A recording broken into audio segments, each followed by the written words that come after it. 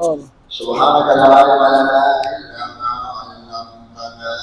إنك أنت العليم الحكيم. نحمده ونستعينه ونستغفره ونؤمن به ونتوكل عليه ونعوذ بالله من شرور أنفسنا ومن سيئات أعمالنا. من يهده الله فلا مضل له ومن يضلله فلا هادي له. ونشهد أن لا إله إلا الله وحده لا شريك له. ونشهد أن سيدنا وسندنا وحبيبنا وشفيعنا ورحمتنا ومولانا محمدا عبده ورسوله. أما بعد فأعوذ بالله من الشيطان الرجيم. بسم الله الرحمن الرحيم. فإن آمنوا بمثل ما آمنتم به فقد اهتدوا وإن تولوا فسيكفيكهم الله ومن يبتغ غير الإسلام دينا فلن يقبل منه وهو في الآخرة من الخاسرين.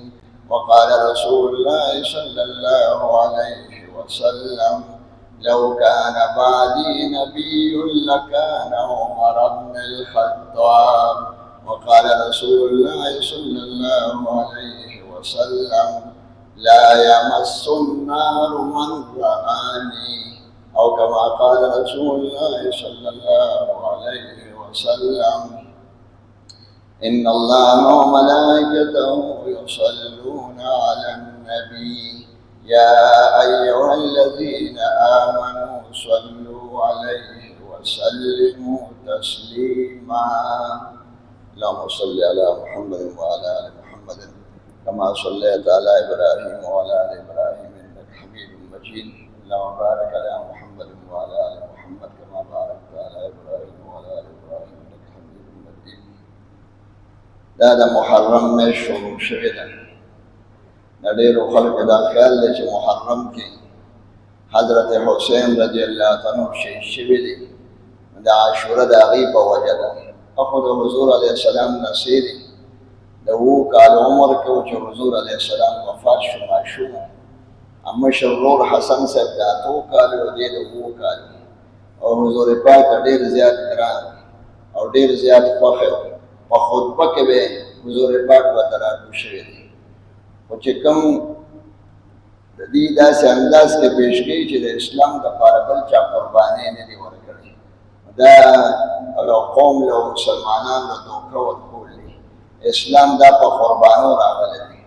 چې څنګه حسین صاحب شهید شو په 10 تاریخ،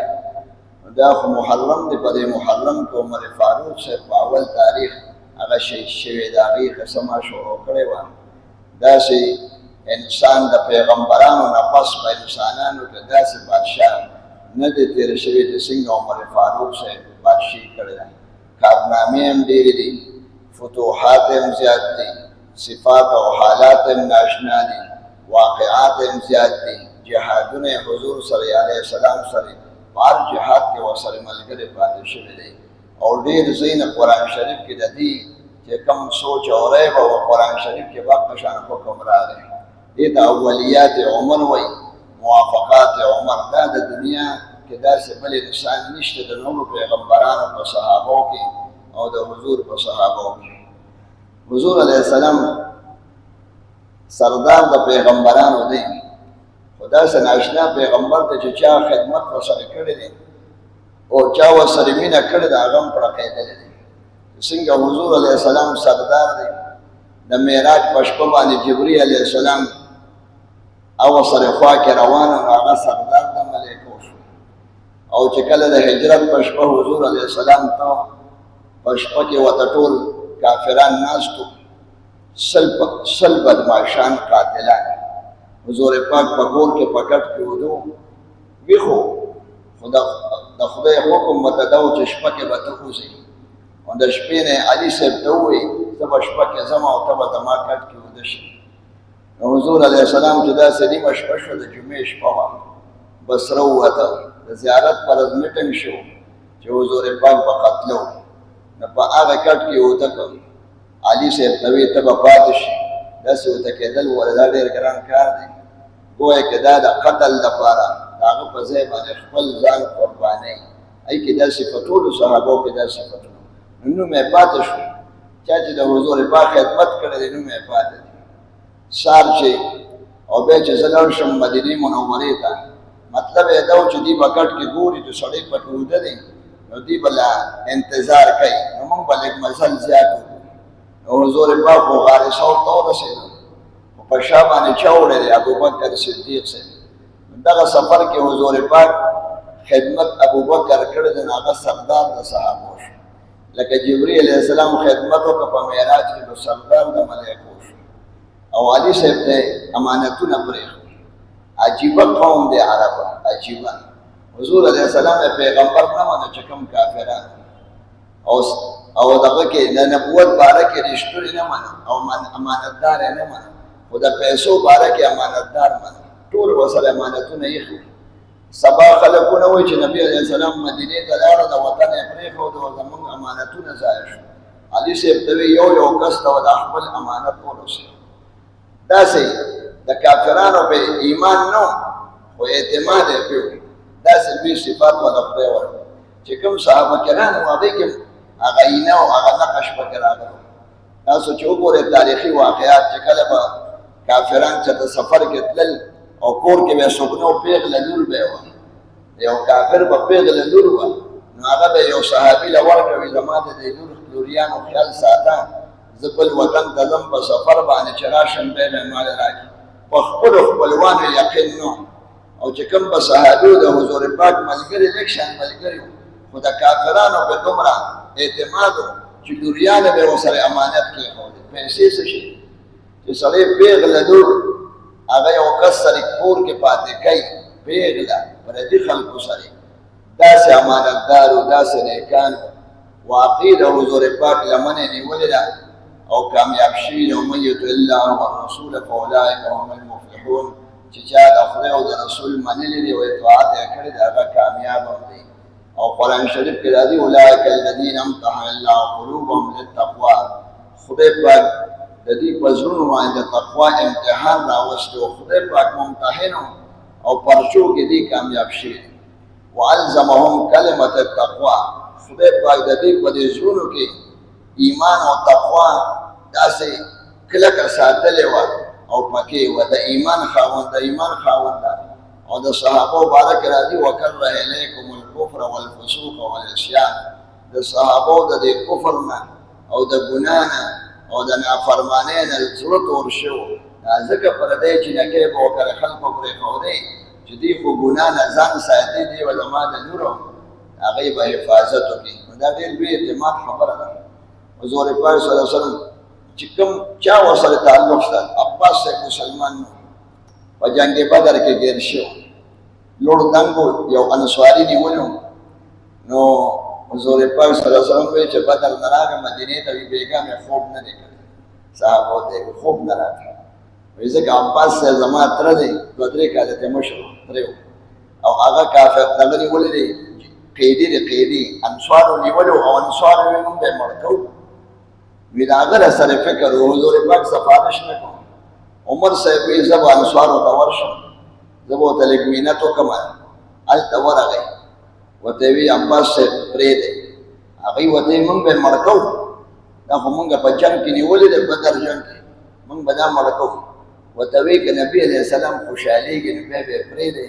وی او چې هغه خوشحالېږي موږ یې پرېږدو وي ښه راځه ځان سره را روان که ورته وایي کلمه ووایه عباس ته وایي او د حضور پاک د ډېر زیات ګرانې قسم دی زه به د خپل پلار په ایمان باندې دونه خوشحاله نه شم چې د حضور پاک په تره به خوشحاله شم د عمر صاحب دوی د خپله خوښه او خپل نفس او د شیطان منل بلکل پرېښي وو چې بس د خدای پیغمبر څه خوښ یې هغه زموږ خوښ دی یا کامیاب هم شو که دا کامران هم شو خدای ته راضي هم شو چې سړی د خدای او د رسول تابع شي رضی الله عنهم د خدای رضوان او رضا اعلان وته شوی دی. وته وی عمر بن الخطاب د پلار نوم خطاب دی، وی که خطاب مسلمان شي خوشاله خبره خدا، دومره به خوشاله نه یم چې عباس صاحب خوشاله شي، ځکه چې د عباس په ایمان باندې پیغمبر خوشالېږي او زما پلار په ایمان به زه خوشالېږم، نور خلک به هم خوشاله شي. عباس ورته ګران چې کلمې ووایي وروسته به یې کلمه ویلې ده، لیکن تاخیر یې کړی دی. په نوم خطبو کې مونږ نوم وایو اللهم اغفر للعباس وولده مغفرة ظاهرة وباطنة. یا الله عباس او عبدالله بن عباس وبخښئ. او د ابوبکر او عمر ته په خطبو کې دعا کېږي اللهم ارحم امتي بامتي ابو بکر واشدهم في امر الله عمر واصدقهم حیاء عثمان واقضاهم علي. هغه علي چې د پیغمبر دپاره قربانۍ ورکړي او هغه ابوبکر او عمر او عثمان د هغې نومونه په خطبو کې پاتې دي. کنه ډېر لرې خلک شته په دنیا کې او نومونه یې نه څوک خطبه کوي، نه په تاطل کې څوک نوم ویلي، نه څه صفت کېږي، معلومېږي چې د پیغمبر لمن ونیسي. نو دې کې د دواړو جهانو عزت هم دی. عمر صاحب به وي اعزنا الله بالاسلام اعزنا الله بالدین. یو ځل ابو عبیده بن الجراح عمر صاحب ته سوال جواب ولېږه، هغه بیت المقدس کې مذاکرات وکړ. ابو عبیده بن الجراح خو د معاویه رضی الله عنه ورور، هغه هم پکې یزید بن ابي سفیان، یزید نوم یې د معاویه صاحب ورور. نو هغه مو نور لیلي مشران صحابو انګریزانو سفین یودس نوم یې د یو جرنیل و د انګریزانو د بیت المقدس. هغې سوال جواب راولېږه چې ستاسو بادشاه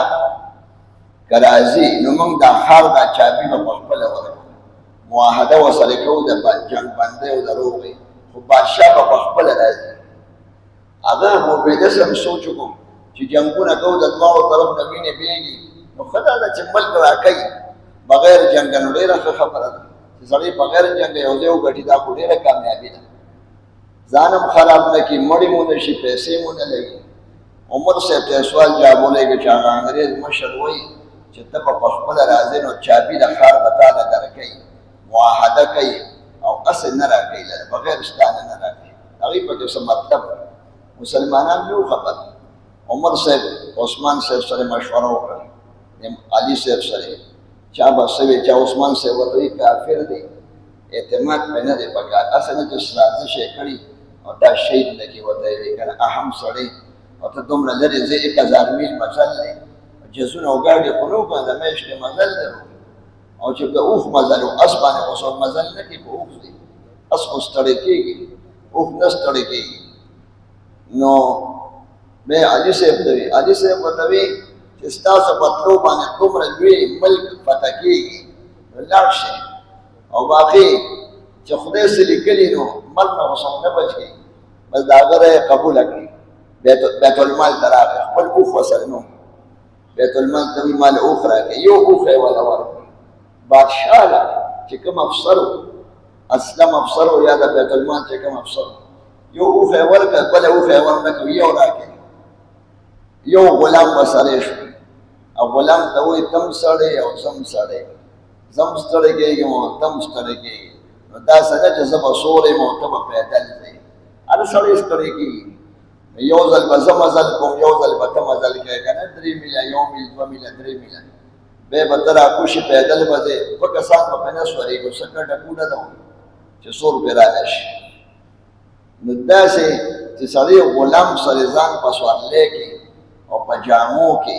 او په خوراک او څښاک کې برابر ګڼي، د دې نه به بل اوچت انسان وي. دا ځکه یې بادشاه ښکلی کړی دی. صحابو به وایي عبدالله بن مسعود به وایي چې کله عمر صاحب اسلام راوړو نو موږ ایله په طاقت کې شو. عزنا الله باسلام عمر. مخکې موږ کمزوري وو او چې د اسلام راوړو موږ مضبوط شو. د ده حکومت رحمت دی، امارته رحمت و اسلامه فتحا. د ده اسلام زموږ دپاره فتح شو، بیت الله کې نه لمونځ کولی شو، نه اذان کولی شو، او چې دی مسلمان شو حضور پاک ته وایي مخامخ ما ویلو راکړه چې موږ السنا علی الحق، موږ په حق نه یو. حضور پاک وایي نعم نحن على الحق من په حق باندې نو به وتای ففیم الاخفاء دا پټواله ولې کوي چې په کور کې ناس یو چون مسلمانانو یو کم سلوي یو دیش ای په کور کې ولې پټ کوي تب راځي چې ورس ټول کسان وسره روان شو په صف شو یو صف مشر حمزه صاحب شو او د بل صف مشر عمر صاحب شو نو کافرانو په جندل چې دوه په پهلوانان دي هغه سره پاتې شو د چې دوه روان شو د قطار په شکل کې او بیت الله شریف کې خموز مو عبد الله ابن مسعود مسل حضور مو سره نو دي کسان ټول لاړ او مونږ او په جمع باندې یو سردار له ورته په کلمه مې ویلې ده مسلمان شي مطلب لاس ته آزاد دا سه بهادر او محمد د چانه نه ده هم د بیت المقدس د انګريز نه سوځي روان شو لار کې به څومره خلک ول استقبال درو وته ماته استقبال مکه ده دا کړ فل وی آی پی کلچر دا دنو جامو کې سولس په وندو سولس ټوکړي زمون چې معمولی میخم یو ځای کې جامو کې سوري شي جامې غرزو ده بل جوړه راوړي یو داغ می پی نو دا دې باندې داغ ده او دا سولس ټوکړي شکر دې د خدای پاک حرام کړی نه دي جامې خدای دا خوخه وا چې زه د غریبانو او د بے وسه او د بے کسب شان جامې واچو چې ما سره د غریبانو او د کندو ډروندو احساس وي چې سړی د خانانو په شان دی د غریب د ډوډۍ نه څه خبر دی هغه د غریب د نغری نه څه خبر دی هغه د ګرانې نه څه خبر دی هغه د جامو دغه نه ته به د غریبې ترکاری نه خوړه ډوډۍ به د سرکې سره خوړه سرکسي او د زیتون تیل دومره ګران نه دی او دومره چې دومره واچې نو ډوډۍ وسره سوړه ډوډۍ پوچا په نوې ډوډۍ خو پیسې لګي سوړه خو پاتې شوي هسې نه خرچه کوله نو زیتون سره به اوچه ډوډۍ خوړله خلکو به ترکارۍ خوړلې غوښه چا ورسره ډوډۍ نه خوړلې تا سره چې کېږي نو څه به وخورو یو صحابي ورته ویل ته چې ما سره ډوډۍ وخوروي ته دومره ساده خوراک کوې چې مونږ بیا خرابېږو هغه ځای کې روژې مې غوښې مې نور څیزونه مې بس خدای پاک ورکړي نورو خلکو به ښه خوراک کوم او ده به معمولي خوراک نو په لاره کې خلک به ودره ووتل صاحب څه خدمت وکړو راځئ مونږ سره ایثار شئ مونږ د سره ځو وایي نه ما سره مه ځئ خلک یې نه پرېښودل یوازې روان چې بیت المقدس ته ورسېدلو هغه ځای کې نمبر د دی غلام راغی غلام ته وایي کښېنه غلام ورته وایي ګوره انګریزان هم دي او د دنیا اوچت خلک دي سفیران دي جرنیلان دي لوی دي تاسو کښېنئ زه به پیدل ځم زه خادم یم وایي نه دا نشي کېدی مونږ له خدای پاک د جامو په دې اصولو او په پوخانو عزت نه دی راکړی عزنا الله بالدین عزنا الله بالاسلام مونږ چې اسلام قبول کړو مونږ له خدای عزت راکړه که شپېدلې جامې وي عزت دی که پیدل ځم عزت دی که سپوره ډوډۍ خورم عزت دی که ترکاري وي او که نه پیسې وي او که نه د غریبانانو په شان پروا نه وایي مونږ له خدای عزت راکړی دغه عزت د عزت نه ګڼه بیا دې هغه سور شو او دې روان دی وایي ته هم ستړی کېږې که نه اوسه پورې پیاده رانې ستړی ورشه کښېنه شابه چې هغه صحابو ته ورسېدل هغوی ورته ویلې کې جامې بدلې کړې هغه څه نه چې سپک وګورې که نه د اسلام د خاطره جامې واچولو چې وایي چولې فوجي داسې نوې جامې او اس یې ول راوسته چې څنګه اس ته وکتو ویل ما د یو زړه کې خو څه بل شان تبدیلي شان راځي لوی شان زه راکوشو ما له خپل دغه راکړې هماغه پیدل روان دی هماغه شان هغه اس یې پرېښود او جامې واپس واچولې هلته انګریزان تماشه کوله او د آسماني کتابونو کې محمد رسول الله والذين معه أشداء على الكفار رحماء بينهم تراهم ركعا سجدا يبتغون فضلا من الله ورضوانا اخوانو کتابونو کې چې څنګه و چې دلته به د مسلمانانو د پیغمبر یو شاګرد یو خلیفه راځي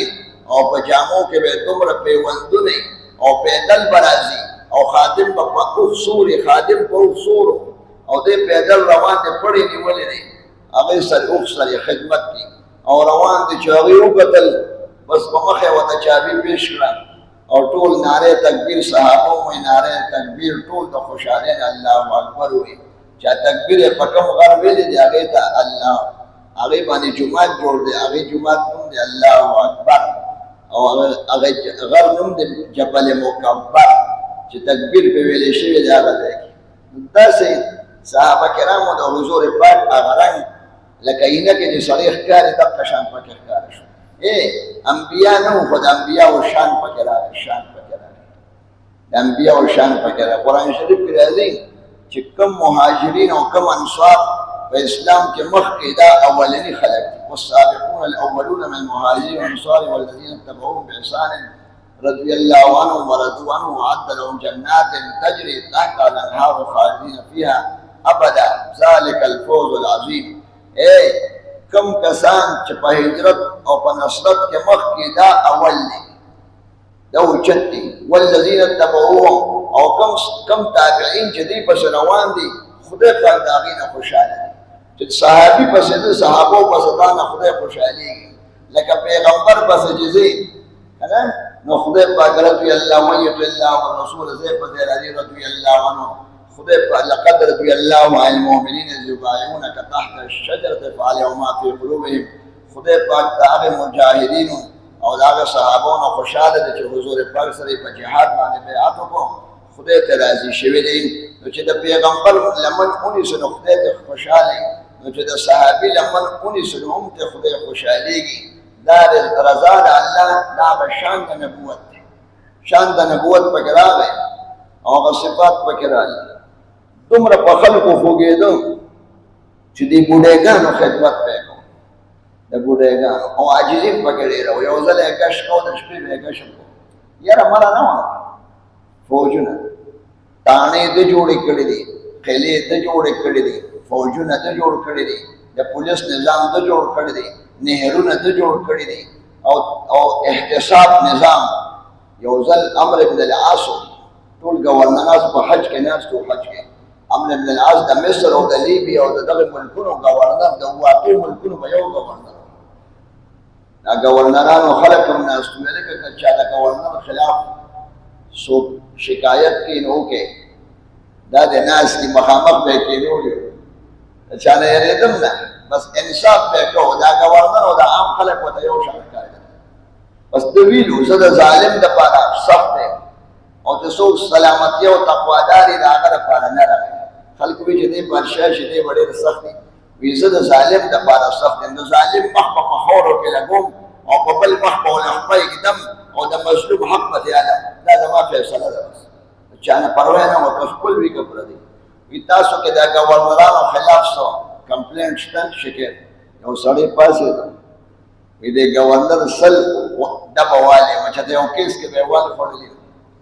او زه بې ګناه یم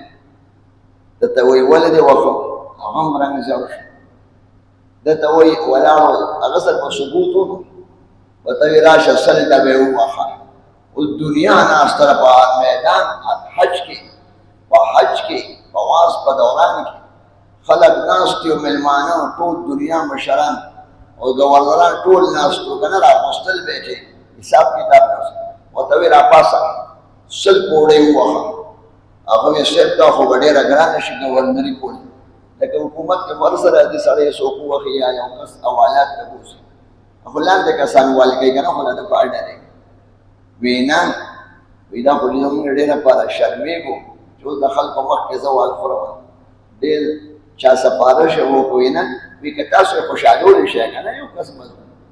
تاسو که راضي کولی شئ خو ما ورته ووایي راشه هغه سړی راپاڅېده چې دلته راغی دوی ورته منتونه کول نور مشران هم راپاڅېدل جرګې ورته وویل وایي تا به خوشحاله کړو اخر کې هغه پیسې به درکړو بس هغه وایي ټیک ده چې پیسې راکوې به یې پرېږدم 200 دیناره دی ترې واخېستل د ګورنر نه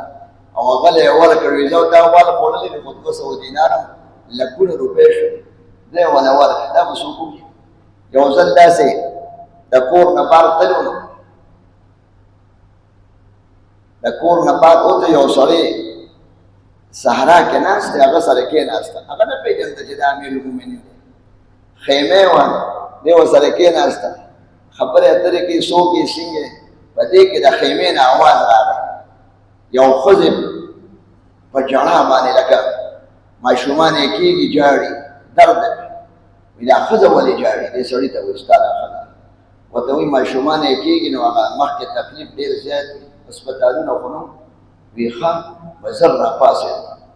او خپلې بیبي له راغې، د هغې نوم دی ام کلثوم. ام کلثوم ته وایي نن یو خدمت د خدای لپاره به وکړې. د بادشاه ښځه خاتون اول دا د خانه بدوش چې کور یې نه و، مسافر یې، د هغه د ښځې د بال بچ خدمت به څوک وکړي؟ دا خو دی نه کوي، دی دې پټېږي په داسې وخت. نو بیبي ته وایي ام کلثوم راپاسه چې ثواب وګټې، یو خدمت وکړه. و دقه شان یو زنانه ده او تکلیف دی که نه، زنانه سره کښېني زور ولې وکړي یار او دغه شي هغې سره مشغول یې کړي، یا زنانه پې پېږي ورته وایي ما ته امیرالمؤمنین ونوې چې ته ولې او که نه ولې ما ځان نه دی خوړی.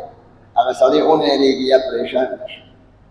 څنګه هغه ورله خدمت یې شروع کړه، داسې دي دواړه بار ګپ شپ لګوي. زه د کلي څوک وینم په دې کې ورته وایي ماشوم هلکې وشو. هغه ځای نه بې اختیاره بیبي چې امیرالمؤمنین ابشر، امیرالمؤمنین خوشحاله شه هلک وشو. وایي ښه بل ورته وایي معافي ده نه غواړم. معاف مې کړه لکه سړی یو مشر نه معافي غواړي چې هغه ډېره دا که ده کې کبر وي او ده کې عاجزي نه وي، دا خدمت به څوک وکړي؟ دا نه شي کولی. یو ځل مخ یې پټ کړو، ښار کې ګرځېده، د خلکو حالات به یې معلومول، که نه د بادشاه نه خفه یې که خوشحاله یې، ټول خلک ته خوشحاله وو. ځکه د کافر د لاسه شهید شو، مسلمان خو نه دی شهید کړی. مسلمانان ښه خوشحاله، دشمن خو نه ختمېږي. نو شیطان زموږ دشمن نه دی. که سړی پیغمبر هم شي نو دشمنان یې خو نور هم ډېرېږي. داسې نه چې ښه سړی وي د هغه به دشمن دی. د ښو سړو خو دشمنان ډېر دي. خراب خلک یې دشمنان دي، شیطاني خلک یې دشمنان دي، مجرمان یې دشمنان دي، د خدای او د رسول باغیان د ده دشمنان دي. د نیک سړي خو دشمنان ډېر دي. نو مخ یې پټ کړو، داسې هغه نه دی پېژندلی. په خر باندې سوړ ورته وایي ستړی یم، داسې مزل پاتې و مدینې نه کلي نه بار وتلی. ورته وایي مزل ډېر دی، ستړی شوی یم، ستړی وم. وي په خر به تا سره لږ سوړ شي. هغه ورته یې مخکې کښېنه خیر دی که نه ښه سړی وم. وي نه رستو به کښېنم. مخ یې پټ کړو، داسې هغه شان نقاب به یې واچولی شو. هغه خو پېژندلی نه دی چې ما پسې بادشاه په خر باندې شاته ناست دی، شاته خو سړی روان ناست دي، مخې ته خو لږ سمي، شاته خو غورځېږي لکه کیریل باندې. چې ښار ته راغی ټولو خلکو ورته امیرالمؤمنین راکوشو د خر نه، نه شرمېده. یو غریب مسافر سره په خر باندې شاته سولي، دا به څوک وکړي چې شی د چې زخمي و زخمي. او حضور پاک سره دومره مینه وه، دومره مینه د هغې بیان خو ما ونه کړی شو، د مینې بیان چې کوم د محبت دی هغه سره. نو خپل زوی ته وایي عبدالله ابن عمر ته وایي عایشې بیبي له لاړ شه رضي الله عنها، ورته وایي چې عمر سلام کوي او هغه دا غواړي چې خپل دوستان ورسره خوا کې ښخ شي. او حضور پاک قبر دی ورسره ابوبکر صدیق صاحب ښخ دی او دا لږ شان ځای ما له راکته یو کس دی او پکې کمره وه، اوس هم کمره ده، اوس هم حضور علیه السلام د خټو په کمره کې ښخ دی. دا بار ته بیا د اوسپنې دیوال ته شوي، دروازه پکې نشته، بیا پې د پیپي او د لرګي ګمبد لګېدلی، 43 میټر لوړ دی، 43 میټره لوړ دی. د ټولې مدینې نه پخوا ښکارېده. دا بلډینګونه اوس جوړ شو. دا ګمبد خضرا به پخوا د 6 میله نه لرې ښکارېده. دومره ناشنا جوړه شوې ده. هغه خصوصیت دا لري. ورته وایي زه به هغې سره که ماله دا ځای راکړي. عایشې بیبي چې واورېدله ټول خفه مو چې زخمي دی، امیرالمؤمنین زخمي شوی دی. نو بس بیا وایي دا ځای خو ما ځان له پرېښو، خو نن زه له ځان باندې ده له ترجیح ورکوم او ده ته یې ورکوم. نو مکه شان ښخ شو. چې څنګه راځي قرآن شریف کې راځي که نه، دا احادیثو کې خیر القرون قرني، بهترین خلک هغه زما د زمانې خلک دي. علما وایي نکات ولقاف کې قرني څلور ټکي دي. قاف کې ابوبکر صدیق شو، ورپسې ری عمر شو، ورپسې نون قرني عثمان شو، ورپسې یا د علي. چې څنګه په دې د صحابو د فضیلت چې کوم حدیث دی په دې کې د یو لفظ کې د څلورو واړو ته ترتیبوار اشاره ده. او بیا عمر سے فتوحات 22,00,000 او 1500 مربع میل علاقه فتح کړې ده. خراسان، ارمینیا، آذربایجان، کراچۍ سره مکران، بلوچستان مکران او د عربو ملکونه او مصر او او شاته چې کوم ملکونه د افریقا نیمه افریقا ته فتح کړی او نیمه به عثمان صاحب او داسې شام او عراق او ایران او نور د دنیا ملکونه واړه واړه دا ټول د دې بادشاه چې غنایم براله خپل زوی له پیسې کمې ورکولې او چې حضور علیه السلام د څو خوښو حسنین حسن صاحب له په یو غنیمت کې د مدائن نه پیسې راغلي مدائن یو ښار دی په ایران عراق کې دا هغه ځای نه پیسې راغلي نو زوی له 500 روپۍ ورکړې 500 دا وخت کې او د حسن حسین او الکان نوجوانان دواړو له 1000 ورکړي زوی وته زه مشر عالم او زوی او مشر او ما نبی علیہ السلام سره جهادونه هم کړی دي چې مال زیاته نه راکړي دا هغوی عمره خوراک خو الکان دي ورته وایي هغه حضور پاک ته ګران او ته ما ته هم ګران دي د حضور پاک نشي د خپل زوی نه زیات ورته ګران داسې مینه الله جل جلاله په دغه صحابه په قبرونو باندې رحمتونه وکړي الله دې موږ د هغې لار باندې روان کړي چې کوم سړی صحابه کرامو پسې نه ځي او کوم جماعت دا بدعتي جماعت دی دا دنیا کې چې خراب خلک وپېژني نو چې د صحابه کرامو دشمنان یا هغې ته سپک ګوري یا د هغې عزت نه کوي یا د هغې فعل دلیل نه ګڼي دا تراو باندې په یو امام چې راجمع کړي دي دا عمر صاحب راجمع کړي مخکې به 2-3 جمع وي د څنګه کردار دی څومره لوی شان دی څومره امت په هغې باندې 1600 کاله وچلېده اوس هم چلېږي نو څو علاقو کې به نه نور ټوله دنیا کې الحمدلله 20 رکعته تراویح دي وصلی الله تعالی علی خیر خلقه محمد وآله وصحبه اجمعین جنازه مصعب ابن عمیر کړې وه د عمر صاحب چې شهید شو او چې دې 4 ورځې زخمي پروت و په هغه ورځو کې منځونه مصعب ابن عمیر کول خلک ورته بادشاه مقرر کوي 6 کسان به مقرر کړم تاسو پکې یو بادشاه کې یو عثمان صاحب یو علي صاحب یو عبدالرحمن ابن عوف بل سعد ابن ابي وقاص بل طلحه ابن عبيد الله او بل زبير ابن العوام دا 6 کسان نمونه واخیستل به 6 واړه راوغوستل نصیحت به وته په انصار استادو کې چې کوم یو بادشاه شو 3 ورځې نه زیات تاخير نه کوي فیصله کوي چې څوک هم وخت شو بشپکو کې 6 واړه د بادشاه قابل دي یو پکې به بادشاه وي 3 ورځې نه زیات وخت نه تیروي دغه 3 ورځې منځونه مصعب ابن عمیر او مسجد نبوي کې به کول د روم او مصعب ابن عمیر رومي دا چې تاسو کړی دی وی زمون غنم د 2 لک روپو شو عشر به څنګه ورکو پیسو 2 لک کې شلم ورکړه 2 لک کې شلم 10,000 روپے دي 10,000 روپے عشر ورکړي چې کله غنم ورنکړي نو به پیسو حساب سره عشر نو غنم که بارانی نه د عرت وي ظاهر کې د عرت وي شلم من ورکړي نه 10,000 روپے به راځي دا هغه چاله ورکوي چې چاله سو زکات ورکړي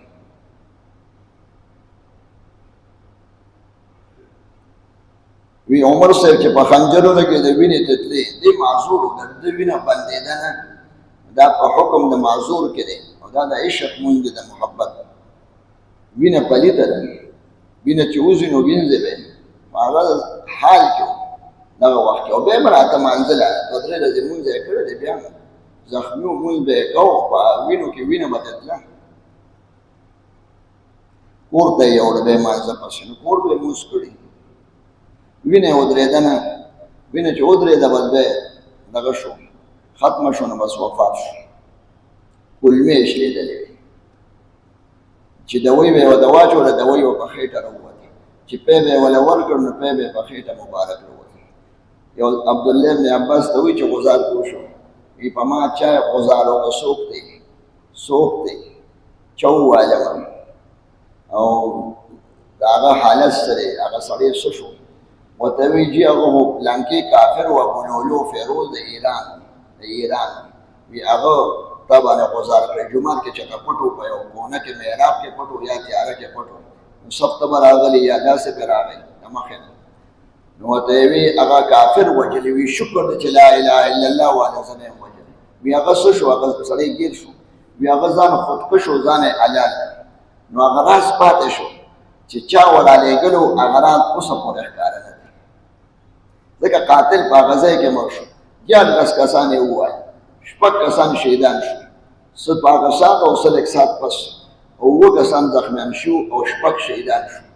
په دیارلسو کې. بیا پې عبدالرحمن صاحب شړی واچوله، چې شړی پې واچوله ده ځان حلال کړ. نو پته یې ونه لګېده چې دا چا رالېږلی دی، چا پیسې ورکړې وې یا خپل کار یې چې دا اسلام ولې خورېږي.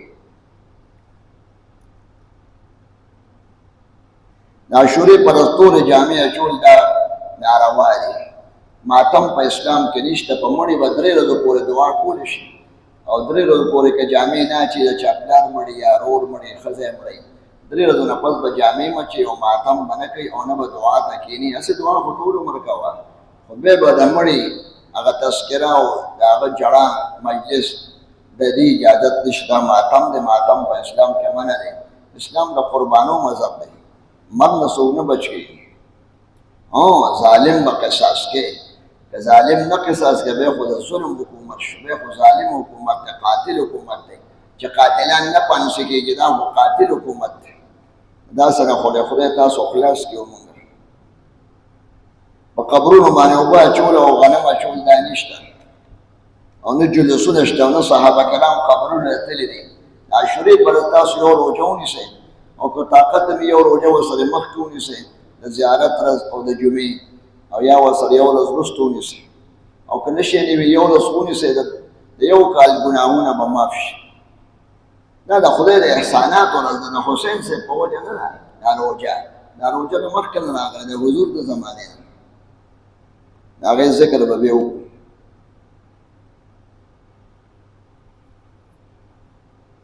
په غسلخانه کې سړی استنجا کولی شي که د تشو بچا د بل ځای وي او ځای نه پلیتېږي او بل هغه د بار نه وځي بل سوري وي. لکه اوس نن سبا فلشونه دي، نو فلش کې مچازې دي. پخوا داسې غسلخانې نه وي چې متیازې به دې وکړه به ولاړې وي، چې ولاړې او لامبې پکې نو جامې به دې پلیتې شي. غسلخانه کې متیازې نه دي پکار، خو که د متیازو سوري بل وي یا هغه خویږي یا ځي یا پټېږي نو بیا خیر دی. خودکشي والا جنازه څنګه ده؟ جنازه کولی شي خپلوان دې وکړي او لوی سړی دې د هغه جنازې ته نه ورځي چې سبا خلک ځان نه مړ کړي.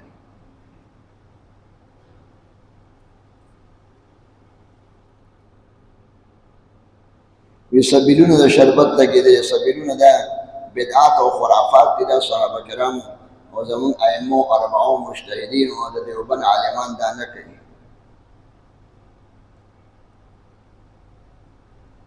چې امام پسې مونځ کړی د 4 رکعاته نه دوباره مونځ نشته که ته مسافر یې او 4 دې پوره کړي او که 2 دې کړي نو مونځ به دوباره کوي، بیا به نیم مونځ وکړي.